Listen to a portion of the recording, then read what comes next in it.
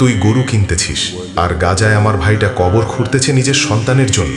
তোর হাতে ছুরি আর ওর হাতে খালি কবরের মাটি। তুই দাম দর করিস গরুর আর ওরা ভাইয়ের শরীরের টুকরা গুনে একে একে। তুই নতুন জুতা খুঁজিস আর ওরা হাঁটতে পারে না, পাই তো নেই ভাই। তোর বাসায় এখন গোশতের ঘ্রাণ আর ওদের ঘরে শুধু রক্ত, ধ্বংস আর কান্না।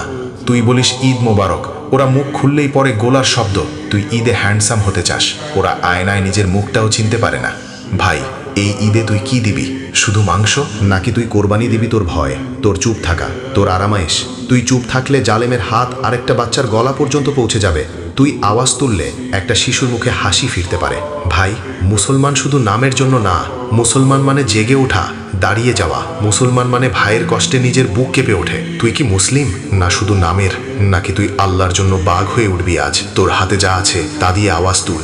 একটা পোস্ট, একটা দোয়া, আল্লাহর কাছে কবুল হলে একটা উম্মার জাগরণ শুরু হয়ে যেতে পারে। ওরা কোরবানি দিচ্ছে জীবন, তুই দিবি কি? একটু সাহস, একটু ঈমান, একটু লজ্জা, চুপ থাকার জন্য।